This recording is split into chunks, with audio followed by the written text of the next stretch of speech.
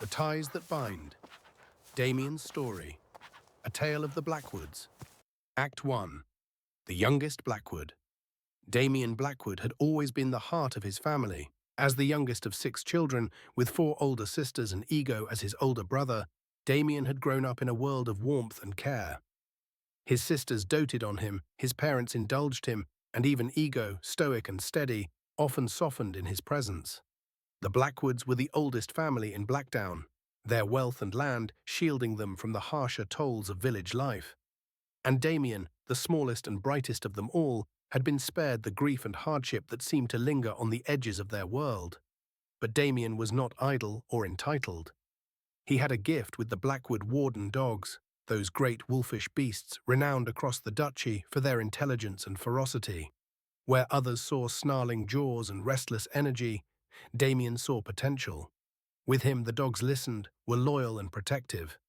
Even his father, Bryden, who was slow to praise, had once said, "The boy was born to be a kennel master." Yet for all the comfort of his life, Damian's curiosity often pulled him beyond the safety of the Blackwoods' lands. He explored the Hackett Hills, wandered the edges of the barrows, and spent hours in the woods, watching the world with wide, eager eyes. He was always searching for something just over the next hill. The year George joined the Blackwoods, Damian's searching stopped. George arrived in the dead of night, a pale and silent shadow delivered to the Blackwoods by 2 Sylphian brothers who spoke only 4 words. The debt is due. From the moment George crossed their threshold, the air in Blackdown seemed to change. The villagers increasingly whispered of bad fortune, of tools breaking and crops failing. And then, in the heart of the Blackwood family itself, Damian fell ill. Act 2. A slow fading. It came on quietly, like the first chill of autumn. At first, Damian seemed only tired. He slept more, his usual energy dimmed, but as the weeks passed, the fatigue deepened. He lost his appetite, and his strength ebbed away until even the simplest tasks became impossible. The healers of Blackdown came and went, their faces growing graver with each visit. They could find no fever, no rash, no wound, just a slow, steady fading that no herb or prayer could stop. "It won't spread," they assured the family, "but it is beyond us. It is not a sickness of the body." By midsummer, Damian was bedridden. His sisters took turns sitting by his side, spooning broth into his mouth and whispering stories of his childhood mischief.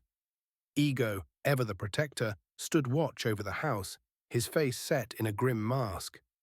And George watched from the shadows, silent and still. The villagers had their own explanation. "It's George," they said. "He brought a curse with him. Look at the boy, nothing good follows him." The whispers reached the Blackwoods, though no one dared voice them openly. Aelith, Damian's mother, would not speak of it, but she often stood outside George's room at night, her hands trembling. George, for his part, knew they were wrong. He had done nothing to harm Damian, yet he couldn't shake the feeling that the villagers were not entirely wrong. Somehow, Damian's illness was tied to him and to Ewan, although Ewan seemed ignorant to his part. He felt it in the way the air seemed heavier when he approached Damian's room, the way the dogs no longer barked when he passed, and the increasingly heavy bond that tied him to Ewan. By autumn, Damian was wasting away. The family turned to prayer, lighting candles and reciting hymns in the hope that Silphira might intervene. They sent 3 men to the monastery of Silphira, begging for aid. But the monastery's doors, shut since the death of the abbot 3 years earlier, did not open. It was Ego who voiced what none of them wanted to admit. "We've done everything we can," he said one night, his voice low and despondent. "If Silphira wills it, if this is part of the debt that we owe, then how can we stop Damian being taken from us?" But George couldn't accept that. He knew the world the villagers saw was only a thin skin on something far more intricate, deep and often terrifying. He did not yet know how to touch that unseen world, but felt certain that others could. Act 3. Catelyn's Courage. It was Ewan that hit upon it first, while they did their morning chores. "George, couldn't the Seeker help? She saved the Charburn boy after he fell last winter, and everyone was sure he would never wake." Ewan asked, clearly wondering, like George, about other ways of saving the little boy. George had heard the whispers about the Lady Seeker, and seen her just once. She was a figure of both awe and fear in Blackdown, a woman who lived alone in the mountains among the ancient barrows. Once a year, she descended to the village to lead the solstice festival, her voice strong and clear as she spoke of the balance between life and death. No one dared approach her outside of the festival, no one except, perhaps, Catelyn Ashworth. George had seen her with the Seeker during the last solstice, their heads bent together in quiet conversation. Catelyn had always been kind to him, one of the few who didn't look at him with suspicion or pity. If anyone could reach the Seeker, it was her. It took George days to gather his courage. When he finally found Catelyn, she was in the Blackwood kitchen, laughing softly as she spoke with ego. "Catelyn," George said, his voice small. She turned, her green eyes warm but curious. "George, what is it?" He hesitated, his hands twisting together. "It's Damian," he said finally. He's going to die. If we don't do something." He quickly added. The warmth in her eyes dimmed, but she didn't interrupt. "I think—" George swallowed hard. "I think the Lady Seeker can help. You've spoken to her before, haven't you?" "At the festival." Catelyn's expression shifted, her gaze growing distant. "I have," she said carefully. "Please," George said, "you're the only one who can ask her. No one else will." Catelyn studied him for a long moment, her face unreadable. Then she nodded. "I'll go." The journey to the Seeker's home was long and treacherous, winding through the mist-shrouded Hackett Hills. The air grew colder as Catelyn climbed, the trees twisting into strange, unfamiliar shapes. When she reached the Seeker's door, the old woman was waiting. "You come for the Blackwood boy," the Seeker said, her voice low and knowing. Catelyn nodded. "He's dying," she said simply. "We've tried everything." The Seeker's sharp eyes seemed to pierce through her. "Healing is never simple," she said. "What is taken cannot be given back without a cost." Catelyn hesitated. What kind of cost? The Seeker didn't answer. Instead, she took her bag down from the wall, turned and motioned for Catelyn to follow. Act 4. The Weight of Life. The Seeker arrived in Blackdown the next morning. She entered the Blackwood home without ceremony, her presence heavy and silent. Aelith led her to Damian's room, where the boy lay pale and still as a winter morning. The Seeker sat beside him, her hands resting lightly on his chest. Her brow furrowed, and she let out a soft hum, almost like a sigh. "Ewan?" she said suddenly. Ewan, who had been standing near the door, stiffened. The Seeker turned to him, her gaze sharp. "Come here."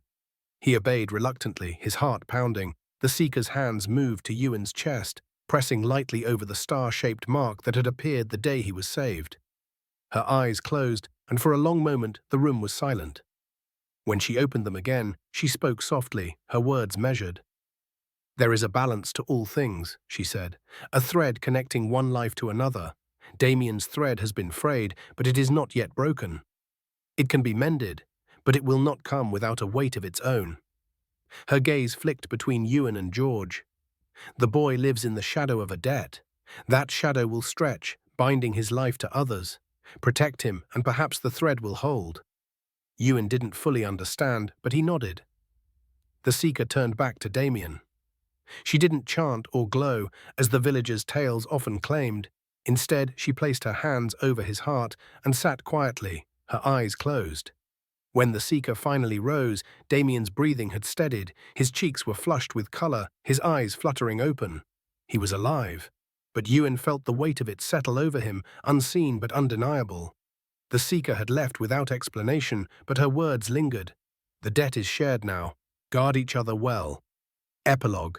Damian's strength returned in the weeks that followed, but he was never quite the same. He moved through life with a quiet intensity, as though aware of how close he had come to the edge. And Ewan, watching from the shadows, understood that Damian's survival was tied to his own, in ways neither of them could fully grasp. The Blackwood's debt to Silphira lived on, woven into the threads of their lives, and they knew now more than ever that none of them could escape it. Ewan and Damian began spending their days together, along with Ego and George. 4 boys bound by threads invisible to most, but as real as the star that still marked Ewan's chest. They explored the edges of Blackdown, always careful not to venture too far into the hills where memories and mysteries waited. Catelyn never spoke of what had passed between her and the Seeker, but George sometimes caught her looking at him with an expression he couldn't read. Epilogue. One evening, as autumn turned to winter, the four boys sat beneath the old yew tree, with two of the family wardens on watch. The same tree where Catelyn and Ego had made their childhood promise, where so many Blackwood stories had begun. "Do you think it will ever end?" Damian asked quietly. "The debt?" Ego was silent for a long moment. Then he placed his hand over Ewan's heart, where the scarred star marked him. "Some debts," he said, "aren't meant to be paid. They're meant to be carried."